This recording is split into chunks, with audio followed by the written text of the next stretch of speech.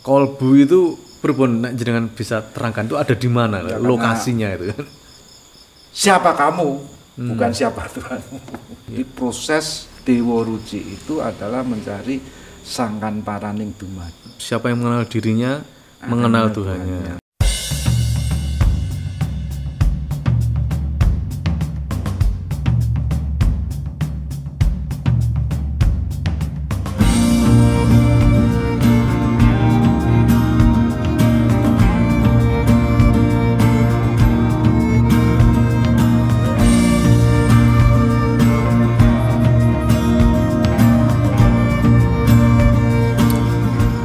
Oke, Mas Hartono, setelah kemarin di episode sebelumnya kita sudah membicarakan mengenai tips and trick atau clue-clue atau apa cara-cara membaca zaman saat ini.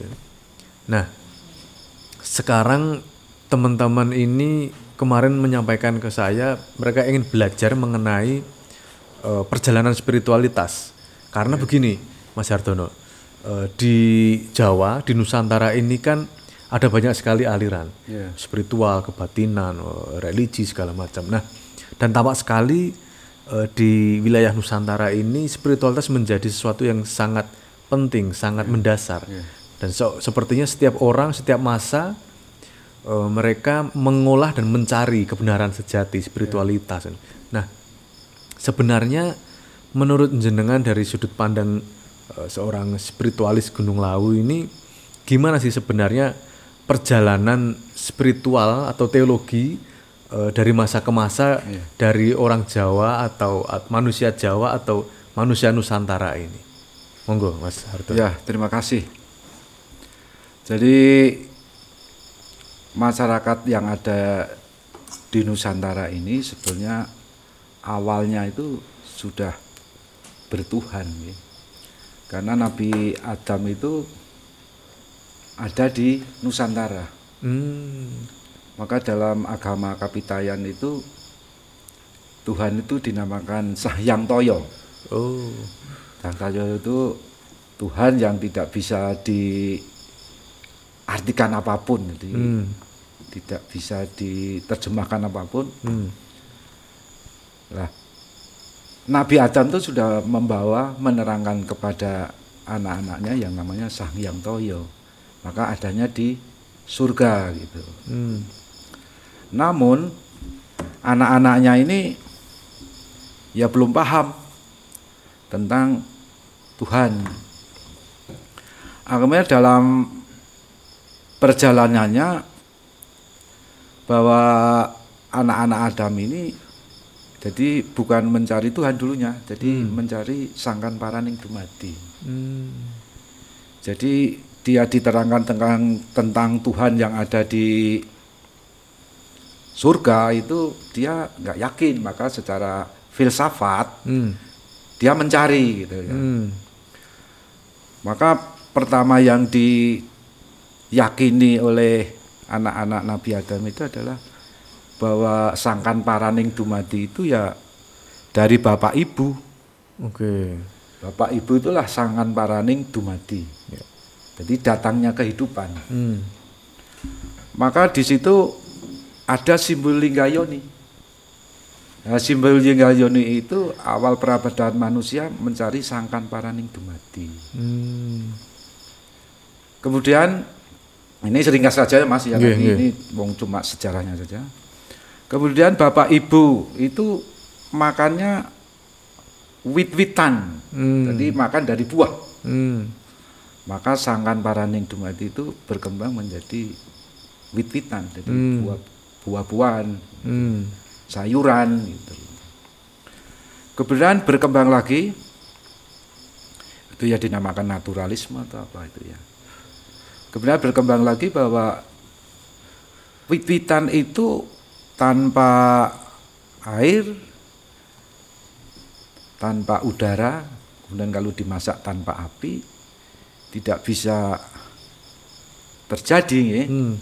Akhirnya berkembang yaitu sangkan paraning dumadi itu dari api, dari air, dan dari udara. Maka orang menyebut Agni itu api, Udaka itu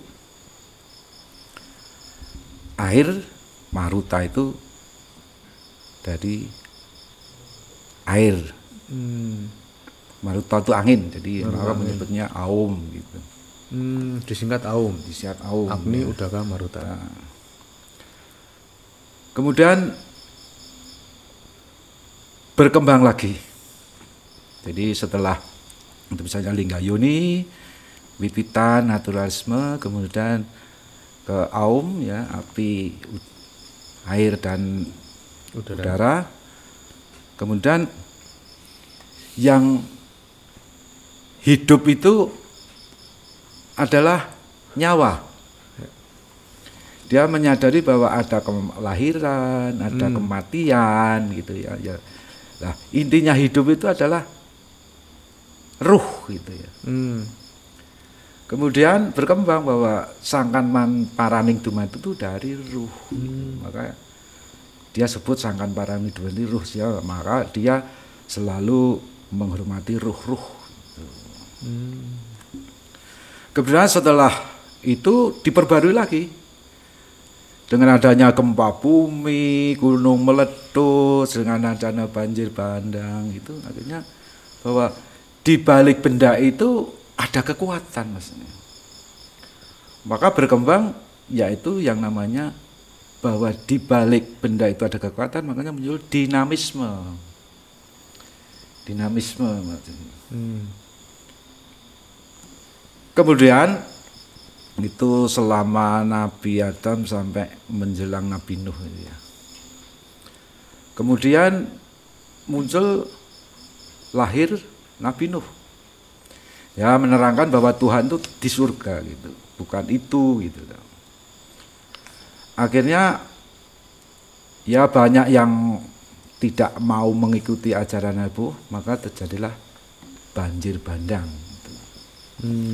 Sehingga secara filsafat kalau tidak langgeng itu kan harus dihilangkan ya, antara Lingga Yoni, kemudian Wit-witan, kemudian Aum, kemudian animisme, kemudian dinamisme. Makanya dengan adanya banjir bandang ini, yang ada di bumi ini kan tenggelam. Jadi simbol-simbol ada di bumi ini tenggelam. Kemudian diperbarui lagi oleh filsafat kerohanian bahwa setelah dia mempelajari adanya Sangkan Paraning Dumaduh itu dari bumi, kemudian berkembang bahwa kehidupan ini tanpa matahari nggak bisa.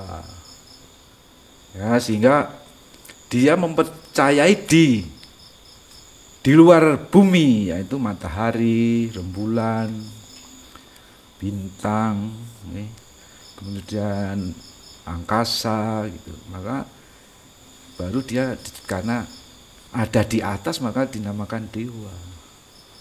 Maka muncullah dewa matahari, dewa rembulan, dewa bintang, dewa angkasa. Kemudian itulah sebagai kekuatan di luar bumi, karena bumi itu tanpa yang ada di angkasa itu tidak bisa hidup. Maka itu muncul namanya politeisme. Politeisme itu mempercayai banyak dewa gitu. Kemudian muncul lagi pembaruan, yaitu bahwa dewa itu yang dominan gitu. Ada dewa dominan seperti matahari dominan, bumi itu juga dominan, angkasa dominan. Nah, sehingga di situ banyak pertentangan, sehingga muncul lagi yaitu yang dominan itu namanya oligarkisme.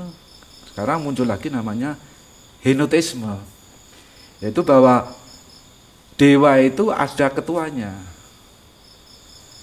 Nah, maka muncul namanya henoisme. Kemudian muncullah Nabi Ibrahim.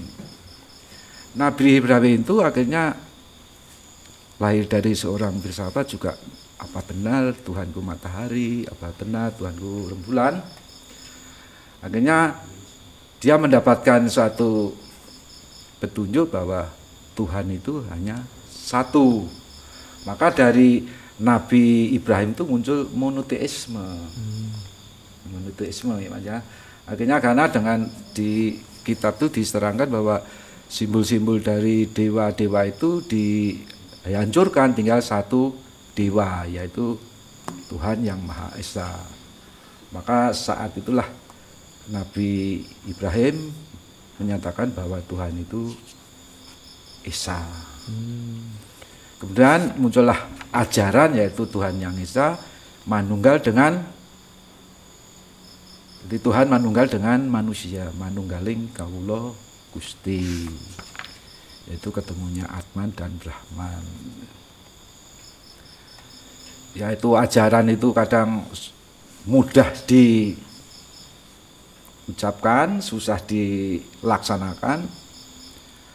Maka manunggale Gusti itu ada yang salah memahami, ya salah satunya adalah Fir'aun ya. Di kesalahan dari satu ajaran karena dia belum sampai ke manunggaling kawula Gusti tapi mengeklaim, sehingga dia merasa sebagai Tuhan. Akhirnya muncul Nabi Musa atau lahir Nabi Musa, yaitu menghapus bahwa manunggaling kawula Gusti karena Fir'aun itu punya sifat yang kejam, yang adigang-adiguno kalau Jawa begitu. Maka Fir'aun itu ditenggelamkan di Sungai Nil. Kemudian setelah Fir'aun ditenggelamkan, ada muncul lagi manunggaling kawula sama Gusti itu, yaitu manunggale lembu ya, lembu karena lembu itu merupakan jelmaan Tuhan. Ya, jadi karena lembu itu dari dagingnya, kulitnya, ya, dari tenaganya sampai dari kotorannya saja bermanfaat bagi manusia. Nah, itu orang dulu menganggap bahwa lembu itu merupakan jelmaan Tuhan. Kemudian oleh Nabi Musa juga disembelih, dalam arti itu tidak benar. Maka manunggale kawula Gusti itu dinamakan panisme, Mas. Panisme. Lah kemudian umat-umat itu dulu gimana keberadaan Tuhan gitu. Akhirnya muncul Nabi Isa atau Yesus. Dia membawa ajaran manunggaling kawula Gusti. Ya karena Nabi Musa itu akhlaknya atau sifatnya sudah sifat Tuhan, sehingga diakui oleh umatnya itu sebagai jelmaan Tuhan. Kalau Fir'aun itu mengaku, tapi kalau Yesus itu diakui gitu. Kemudian muncul Nabi Muhammad. Kalau Nabi Isa atau Yesus itu jadi imanen ya Mas, jadi manunggal gini, tapi akhirnya muncul Nabi Muhammad itu bahwa Tuhan itu transenden gitu loh. Jadi Tuhan itu ada di Sidrul Muntaha, jadi jauh gitu. Jadi transenden artinya itu. Kemudian dia isinya sebagai simbolnya itu, jadi Ka'bah itu rumah Tuhan, jadi rumah Tuhan. Kemudian juga diperbarui lagi oleh para filsafat-filsafat bahwa kalau Ka'bah itu sebagai rumah Tuhan, kemudian ini filsafat Jawa, Sunan Kalijaga mengatakan bahwa rumah Tuhan itu adalah kolbu, gitu. Maka kolbu mukmin baitullah. Nah sekarang ini tentang persepsi Tuhan itu ya bisa dikatakan benar, juga kurang pas atau gimana, tapi yang jelas bahwa itu ya hanya persepsi manusia. Tapi sebenarnya yang penting itu adalah gimana, itu baru konsep, tapi gimana cara mendekatkan diri kepada Tuhan itulah yang penting. Maka kalau persepsi Tuhan ada di luar diri manusia, sekarang pertanyaan, gimana caranya tanya kepada orang, siapa kamu? Bukan siapa Tuhanmu. Tapi kalau dia sudah menemukan, oh saya tahu kamu loh, dia mesti sudah menemukan Gusti. Maka orang yang sudah mengenal dirinya akan mengenal Tuhannya. Gitu. Kira-kira gitu Mas. Oke. Berarti pamungkasnya adalah siapa yang mengenal dirinya, mengenal Tuhannya. Ya. Oke. Bukan persepsi Tuhannya yang diperdebatkan gitu. Yeah. Nah, menarik sekali, dan ini ya walaupun singkat tetapi perjalanannya cukup jelas dan runtut. Nah, tadi ada di awal-awal kita agak mundur, malah sangat ke belakang nih Mas Hartono. Soal Nabi Adam tadi jangan sampaikan Nabi Adam turun di Jawa atau Nusantara atau itu kan lumayan berbeda dengan pandangan umum. Nah, tentu sebuah pendapat itu kan sangat boleh, tetapi kan ada bukti-bukti empirik misalnya. Nah, itu nopo mau misalnya jangan sakit jabarkan gitu. Jadi buktinya Nabi Adam ada di Jawa itu ya Mas. Berarti kita sudah ada kapitayan Mas, agama kapitayan di Jawa itu. Itu agama yang paling kuno. Maka toyo itu kan suwung ya. Maka untuk mencapai Tuhan itu ya harus jiwanya suwung. Ya, artinya orang yang nafsunya sudah tidak ada, kehendaknya sudah tidak ada, sehingga suwung ketemu suwung. Lah orang Jawa itu sudah banyak yang isinya sampai ke suwung itu sudah. Ya. Itu spiritualitas tertinggi itu. Iya. Oh, sudah sejak dulu sudah mencapai situ ya. Iya. Teknologi spiritualnya sudah tinggi sejak dulu. Nah, menarik tadi. Jadi dari Sang Hyang Toyo, dari Suwung tadi, kemudian Linggayoni, kemudian wiwitan atau naturalisme, ke Aum, terus Ruh, terus Sangkan Paraneng Dumadi, terus ada dinamisme, dan kemudian di era Nabi Nuh beliau sampaikan bahwa Tuhan itu ada di surga. Nah, kemudian setelah itu muncul politeisme, banyak dewa, dan kemudian ada henoteisme kalau tidak salah, ada ketua. Oligateisme dulu. Oligateisme. Itu dominan, jadi. Oh, ada Tuhan dominan, ada dewa yang dominan tadi. Ya. Kemudian ada ketua dewa. Kemudian Nabi Ibrahim sampaikan bahwa Tuhan hanya satu. Iya. Monoteisme. Dan kemudian setelah itu ada manunggaling kaulo lan Gusti.